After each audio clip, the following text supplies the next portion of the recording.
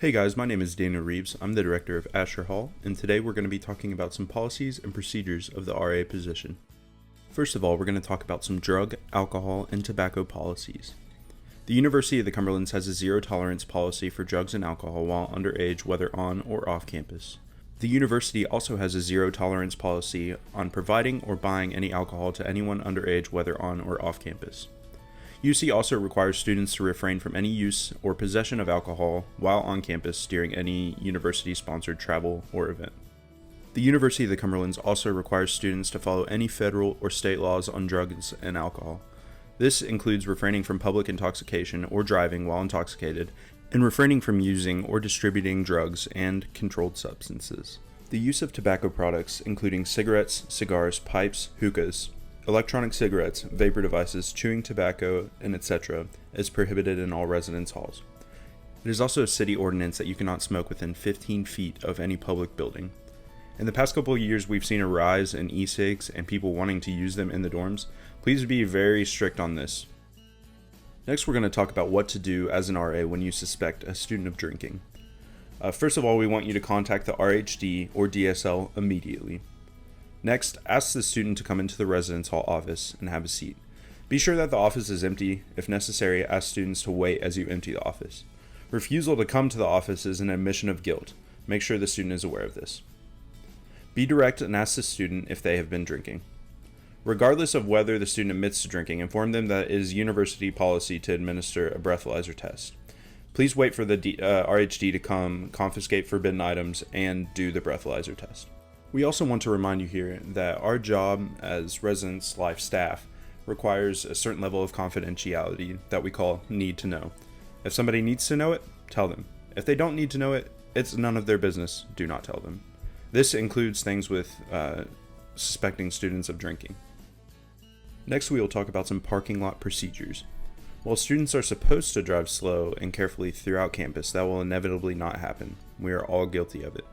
As long as any wrecks are non-injury, immediately contact the Bach building with the name of every student involved. If any student would like to put in a police report for any type of wreck or hit and run, they must contact the police themselves. Also, we would like you to notify the RHD on duty about any incident that you hear of or respond to. Next, we will move on to some illness and injury procedures. Residents should inform the RHD of any student that needs accommodations for injury or illness. If you know of a resident, athlete, or otherwise, who has any type of head injury, please notify the RHD so a plan can be made to check up on the student. If a student needs a ride to any type of medical appointment, those arrangements can be made through the residence hall staff or student services. Next, let's talk about some severe weather procedures. In the case of severe storms or tornadoes, students should seek the lowest possible ground in their residence hall. Asher, Archer, and Gillespie residents should move to the basement of their dorms, and all other dorms residents should move to the first floor of their dorms. Students should stay away from any windows or exterior doors and should take cover under heavy furniture towards the center of the room. As an RA, you are responsible for making sure that your zone is in the place that they need to be. But be looking out for any RAs that may not be in the building at the time and try to take care of their zones too. This is where you can pull up THD Mobile and look at the assignment rosters to see who you need to be taking care of. Next, we will talk about some procedures for the fire drill. Fire drills expedite the correct procedure to follow should a real fire occur. In the event of a fire drill, occupants should vacate the building as quickly as possible. Failure to evacuate the building during a fire may result in disciplinary action. The most important thing to remember during a fire drill or an actual fire is to remain calm. Running and pushing can cause panic and confusion, which may result in a deadly situation. Students should walk quietly to the nearest exit, then keep walking until they are a safe distance from the building. Use of fire extinguishers and alarms, except in cases of emergency, is strictly prohibited and may result in disciplinary action. Also, as we said in the last slide, you are responsible as an RA for taking care of your zone and making sure that they follow emergency procedure. Next, we will go over some prohibited items in the residence halls. The following items are prohibited from the residence halls with no exceptions. Firearms, to include handguns, rifles, air guns of any type, paintball guns, and any facsimile of a weapon. explosives and fireworks, bows and arrows. In this case, archery team members are exempt from this as long as the arrows are in the case at all times. Hunting knives, drugs and alcohol, tobacco products, hookahs, and other smoking paraphernalia are prohibited in all campus buildings and closer than 15 feet to all entrances.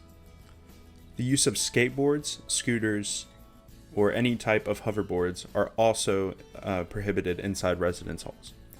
Any types of pets or animals are also prohibited items in the residence halls. Arrangements can be made for service or support animals. Candles, candle warmers, and tart warmers. Hot plates, toaster ovens, crockpots, and any other type of cooking apparatuses, and personal routers. Any and all of these items are subject to confiscation by the residence life staff. Next, we will talk about conduct in the residence halls.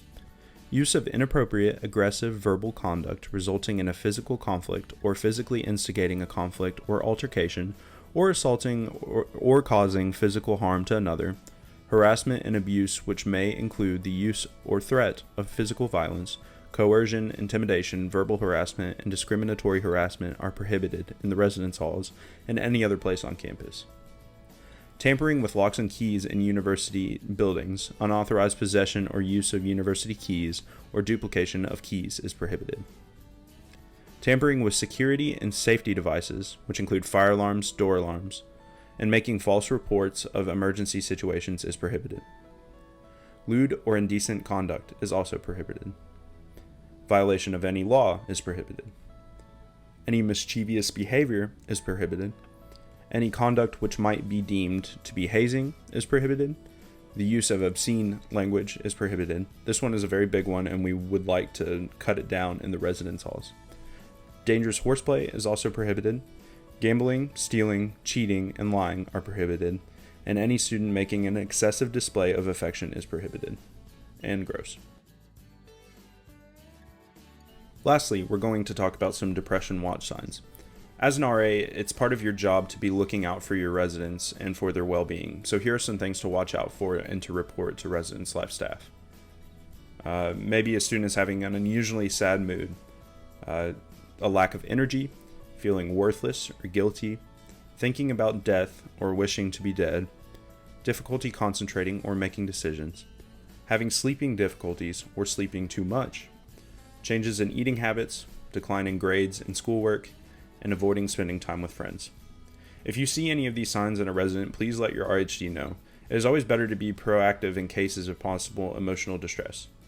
We as RHDs can send them somewhere to get help. We can send them to the Trillium Center in Corbin if it is a really bad case, or we can just refer them to the counseling center on campus. They do very great work.